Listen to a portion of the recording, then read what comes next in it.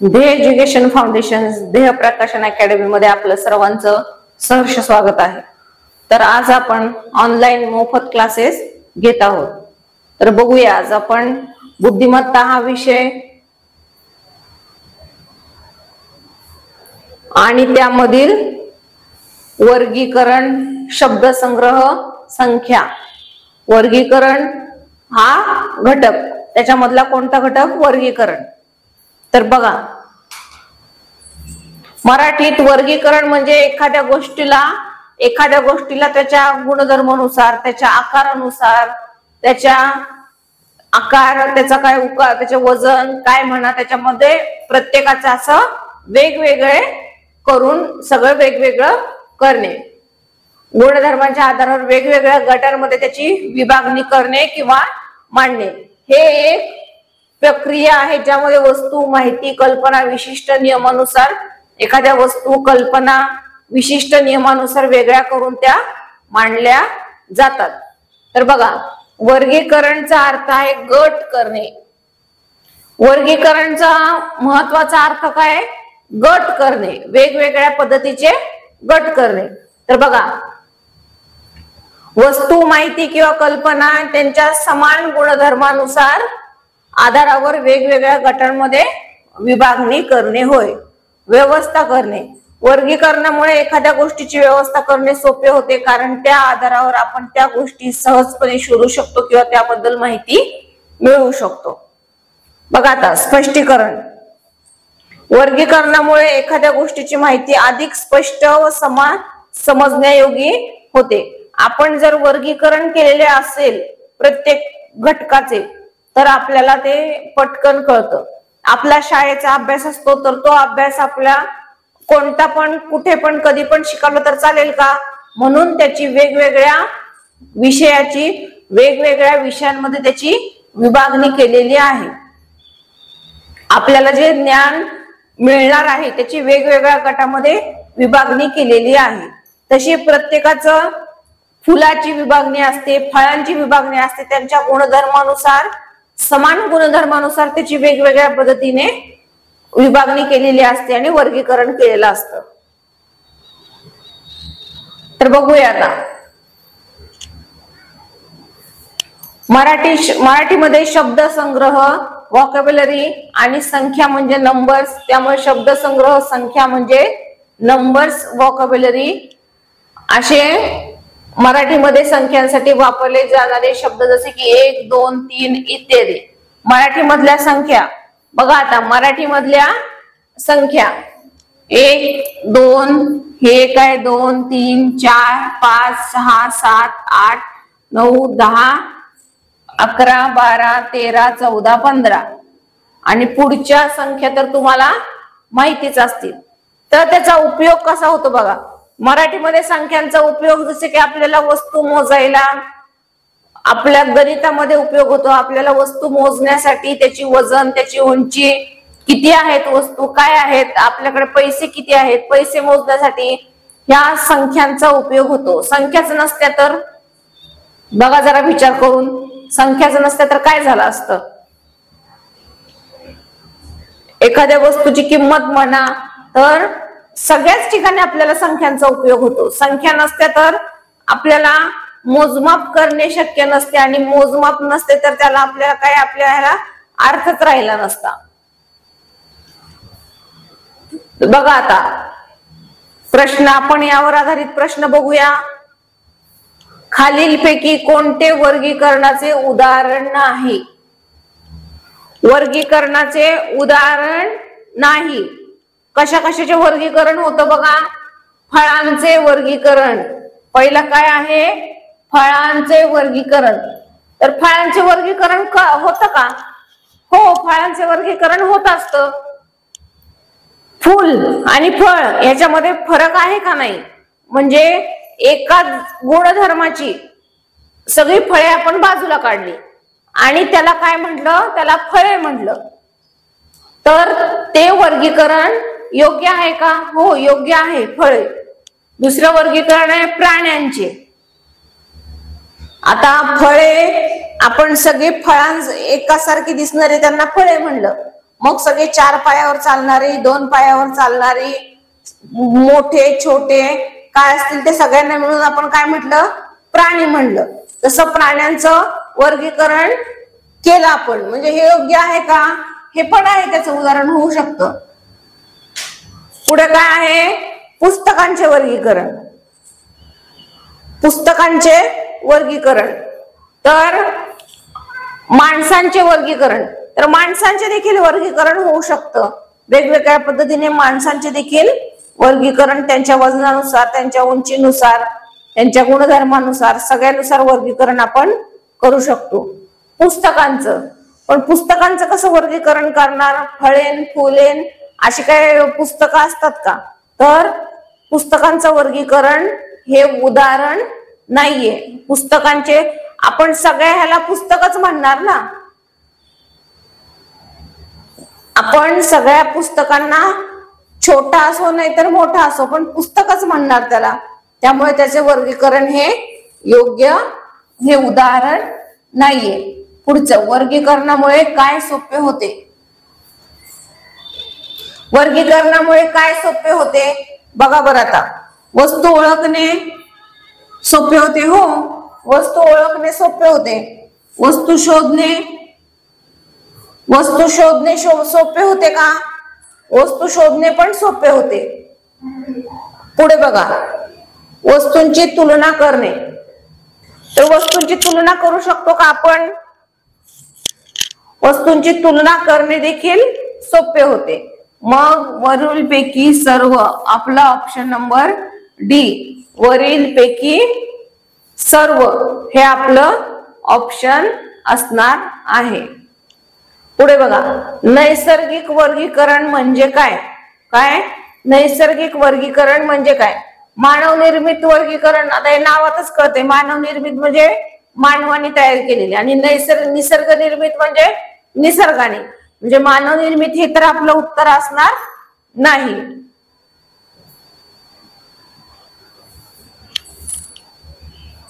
बघा दुसरं, नैसर्गिकरित्या अस्तित्वात असलेल्या वस्तूंचे वर्गीकरण. काय, नैसर्गिकरित्या अस्तित्वात असणारे, नैसर्गिकरित्या अस्तित्वात असलेल्या वस्तूंचे वर्गीकरण. कोणत्याही आधारावर वर्गीकरण हे नाही. उपयोगितेनुसार वर्गीकरण हे पण नाही. आपल्याला विचारलंय नैसर्गिक वर्गीकरण. नैसर्गिक वर्गीकरण म्हणजे नैसर्गिकरित्या अस्तित्वात असलेल्या वस्तूंचे वर्गीकरण होय.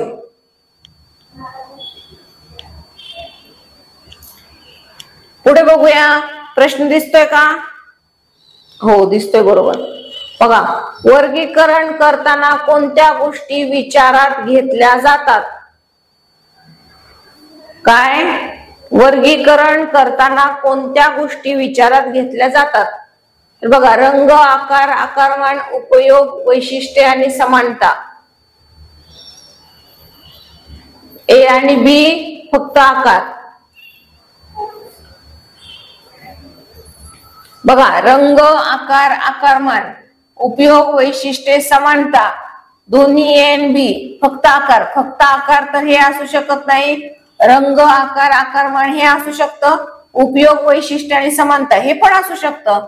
मग दोन्ही असले तर खाली तिसरा ऑप्शन पण आहे, दोन्ही ए आणि बी. म्हणजे हे करेक्ट आहे, हे येणार नाही. याच्यामधलं जरी बरोबर असलं, तुम्ही याच्यातलं ए किंवा बी एकाला करेक्ट केलं आणि तिथं उत्तर लिहिलं ए ऑप्शन किंवा बी ऑप्शन, तरी ते उत्तर बरोबर असणार नाही. तुम्हाला इथे सांगितले त्यांनी ए आणि बी, इथे आहे ना ऑप्शन, दोन्ही पण बरोबर आहेत म्हणून. म्हणजे ऑप्शन चेक करताना सुद्धा आपल्याला एक बरोबर वाटलं म्हणून आपण लगेच ते एकाला बरोबर करायचं नाही. पुढचे ऑप्शन सुद्धा चेक करत चला. पुढचे ऑप्शन सुद्धा चेक करायला पाहिजेत. बोथ ए अँड बी किंवा दोन्ही ए अँड बी, ए आणि बी दोन्ही आहेत का, हा ऑप्शन आहे का, आणि असला तर त्याची पडताळणी करून लगेच बघायची दोन्ही ऑप्शन करेक्ट येऊ शकतात का. तरच आपण त्याला दोन्ही ऑप्शनला करेक्ट करून येते का ते बघायचं आधी. पडताळून आहे उत्तर दोन्ही ए पण येऊ शकतं आणि बी पण येऊ शकतं. तर जर दोन उत्तरं वाटत असली, आता मला बघा इथे पहिल्यांदा ए उत्तर हो हे पण येऊ शकतं आणि हे बी हे पण येऊ शकतं. जर असं वाटत असेल तर तिथं ऑप्शन मध्ये बघायचं हे दोन्ही पण ऑप्शन आहेत का म्हणून, दोन्ही ए आणि बी. म्हणून हे जर हे पण नाही आणि हे पण नाही, हे चुकीचं देणार उत्तर असं. आपलं उत्तर असलं पाहिजे दोन्ही ए आणि बी. बघा आता पुढचा प्रश्न. पुढचा प्रश्न काय आहे? शेतीमध्ये वर्गीकरणाचा उपयोग कसा होतो? शेतीमध्ये वर्गीकरणाचा उपयोग कसा होतो? बघा, पिकांचे व्यवस्थापन, हो पिकांचे व्यवस्थापन तर करावंच लागतं. बियाणांचे वर्गीकरण ते पण करावं लागतं. खतांचे वर्गीकरण ते पण करावं लागतं. पण इथे ऑप्शन आहे वरीलपैकी सर्व. म्हणून आपलं उत्तर येणार वरीलपैकी सर्व. बघा आता संख्यांवर आधारित काही प्रश्न बघू. आपण ते वर्गीकरणावर आधारित प्रश्न बघितले. आता संख्यांवर आधारित प्रश्न बघूया. 50 आणि 60च्या दरम्यान येणारी मूळ संख्या कोणती? तुम्हाला मूळ संख्या माहिती आहेत का? मूळ संख्या आपल्या तोंडपाठ असल्या पाहिजेत. मूळ संख्या तोंडपाठ असल्या पाहिजेत. तर बघा 50 आणि 60 यांच्या दरम्यान येणारी मूळ संख्या कोणती?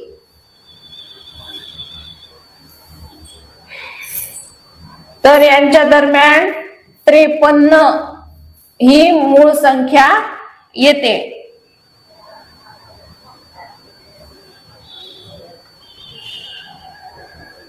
ही मूळ संख्या येते.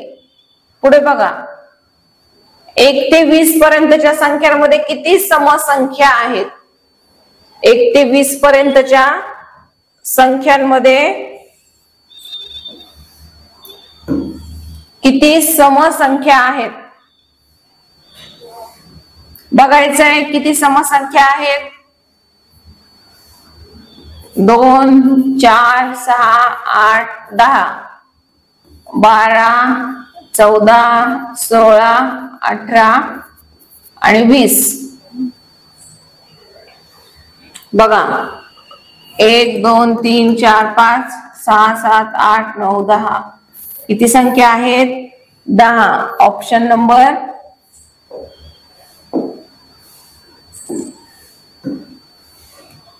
बी 10.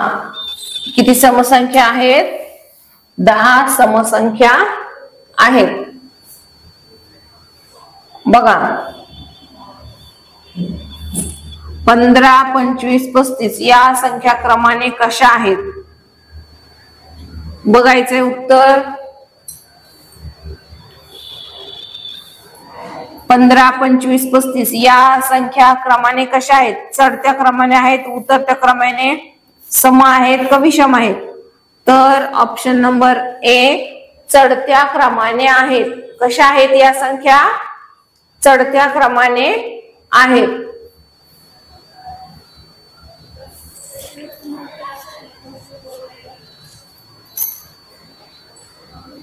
पुढे बघा,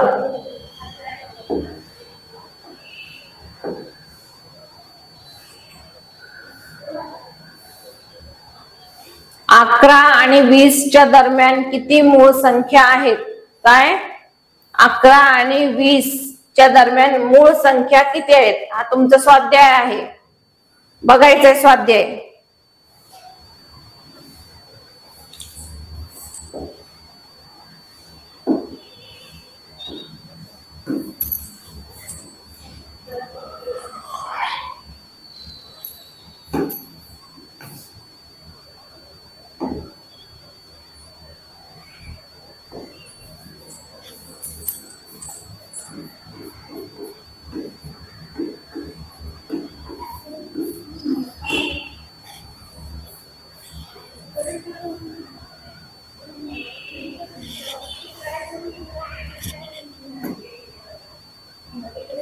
11 आणि 20च्या दरम्यान किती मूळ संख्या आहेत बघायचंय. किती मूळ संख्या आहेत 11 आणि 20च्या दरम्यान? बघा 11, 12, 13, 14, 15, 16, 17, 18, 19 आणि 20.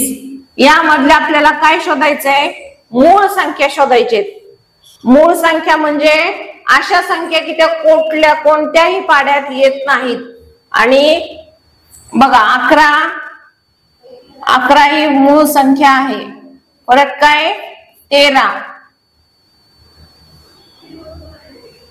परत काय 13 आणि नंतर काय येतं 17 आणि नंतर काय येईल 19, नंतर काय येईल 19. तर किती संख्या येतात बघा मूळ? 1, 2, 3 आणि 4. किती मूळ संख्या येत आहेत? 4 मूळ संख्या येत आहेत. म्हणजे ऑप्शन नंबर काय?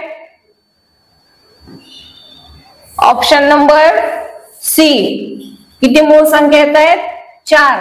ऑप्शन नंबर सी हे आपलं उत्तर असणार आहे. पुढे बघा 100चा वर्गमूळ काय आहे? 100चा वर्गमूळ काय आहे? तुम्हाला वर्ग संख्या माहिती आहेत का? 100चा वर्गमूळ येतो. वर्गमूळ म्हणजे अशी कोणत्याच दोन संख्यांचा गुणाकार 100 येतो की त्याच संख्येने त्याच संख्येला गुणल्यावर उत्तर 100 आलं पाहिजे. 10 गुणिले 10 बरोबर 100. म्हणून 100चं वर्गमूळ 10. ऑप्शन नंबर ए हे आपलं उत्तर असणार आहे. पुढे बघा 500 मधील 5चा स्थानिक किंमत काय आहे? दिसतोय का प्रश्न?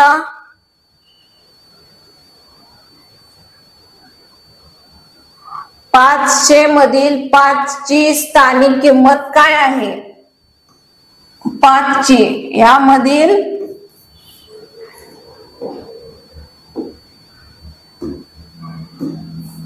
5ची स्थानिक किंमत काय आहे? 5ची स्थानिक किंमत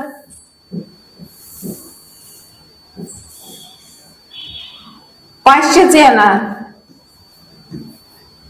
5ची स्थानिक किंमत काय येणार? 500. पुढचा प्रश्न बघा आता.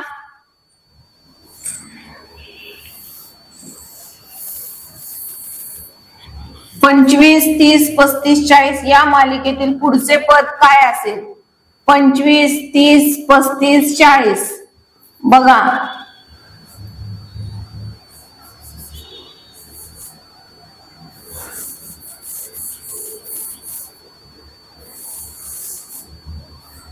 पंचवीस, 30, 35, 40.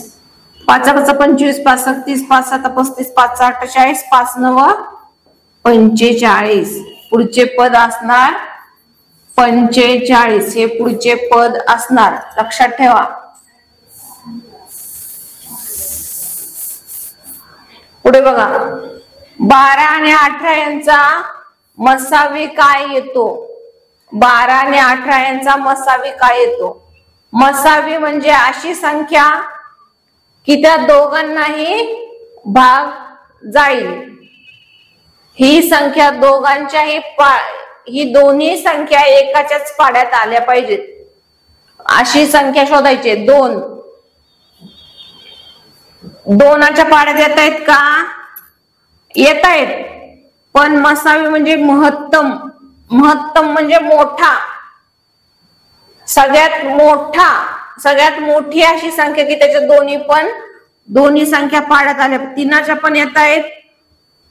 हे बघा 2च्या पण येत आहेत, 3च्या पण येत आहेत आणि 12च्या नाही येत. पण सगळ्यात मोठा पाहिजे आपल्याला.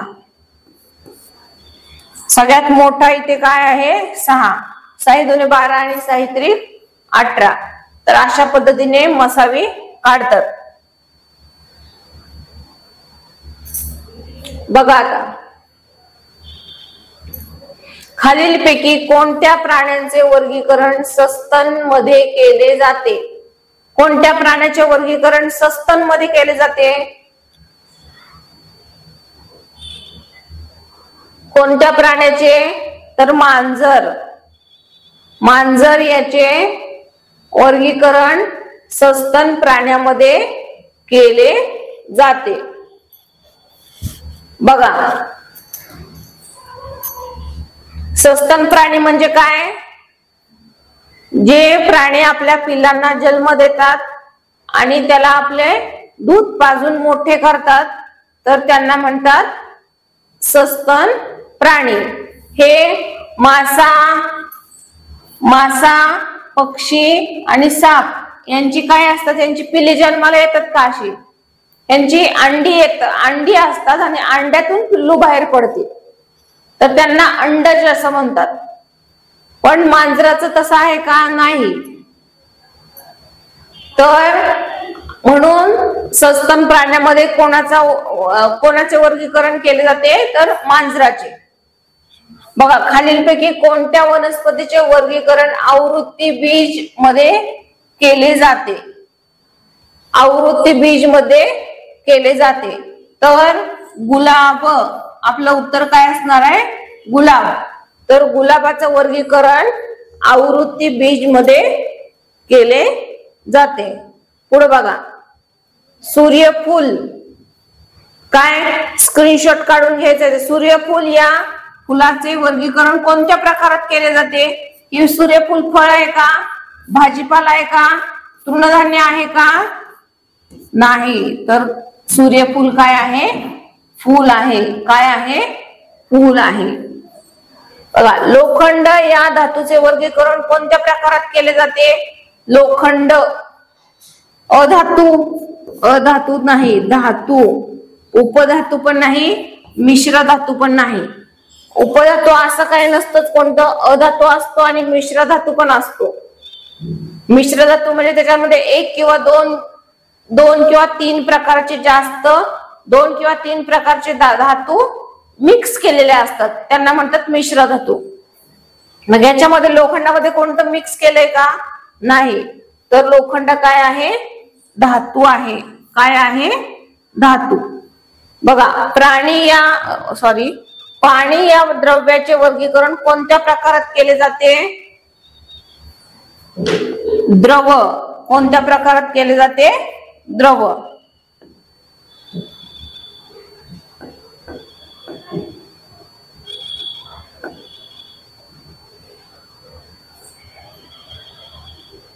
बघा, 50 आणि 60 च्या दरम्यान मूळ संख्या कोणती नाही?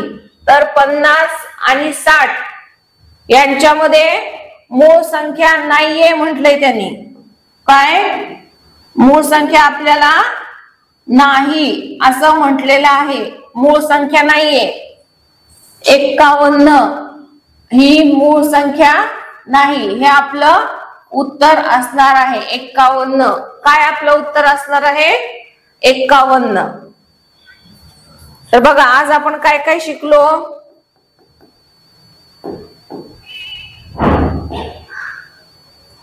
तर या सगळ्याचा स्क्रीनशॉट काढून घ्यायचा आहे आणि बघायचा आहे.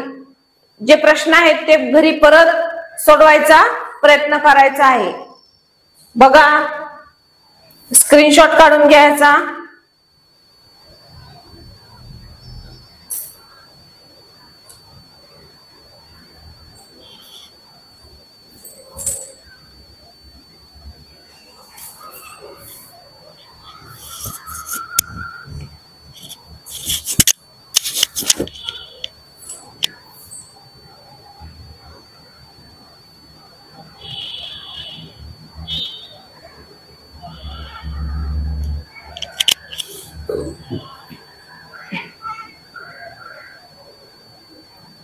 ह्या वर्गमूळावर बघा, वर्ग आणि वर्गमूळ हे तुमचे पाठ असले पाहिजेत. संख्यामध्ये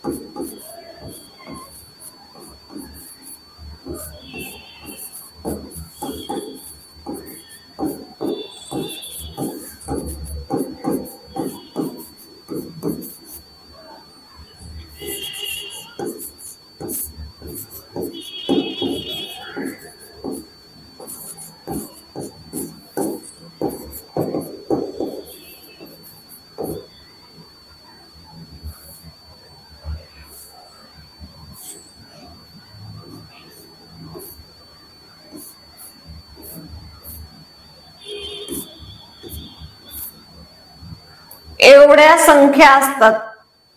समसंख्या, विषम संख्या, मूळ संख्या, संयुक्त संख्या, परिमेय संख्या, अपरिमेय संख्या, घन संख्या, वर्ग संख्या, इतक्या संख्या असतात. बघा आता, तर सम म्हणजे काय? सम म्हणजे तुम्हाला माहिती आहे, त्याच्यामध्ये 2 ने भाग जातो, त्या शेवटला 0, 2, 4, 6, 8 ज्या संख्यांचे शेवटी येतात त्यांना समसंख्या म्हणतात. आणि जसे 1, 3, 5, 7, 9 ह्या संख्या शेवटी येतात त्यांना विषम संख्या म्हणतात. मूळ संख्या म्हणजे त्यांना कोणत्याही संख्येने भाग जात नाही. संयुक्त संख्या, परिमेय संख्या, अपरिमेय संख्या, घन संख्या. बघा, घन संख्या, वर्ग संख्या या अशा पद्धतीच्या संख्या असतात. एवढ्या संख्या असतात, तर ह्याच्याबद्दल तुम्हाला माहिती पाहिजे. बघा, हा प्रश्न त्याच्यावर आला, 100चा वर्ग. अशाच दुसरा देखील प्रश्न असू शकतात. याचा वर्ग काय? संख्यांचा वर्ग किंवा वर्गमूळ. बघा, स्क्रीनशॉट काढून घ्यायचा आहे. स्क्रीनशॉट काढून घ्यायचा आहे आणि बघायचं आहे.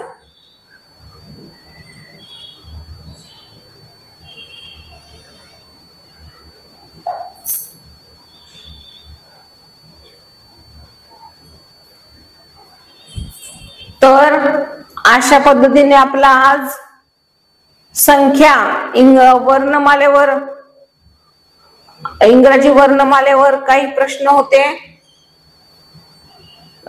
वर्गीकरण आणि संख्या हे आपला आजचा घटक आपला संपलेला आहे. ओके, थँक्यू, धन्यवाद.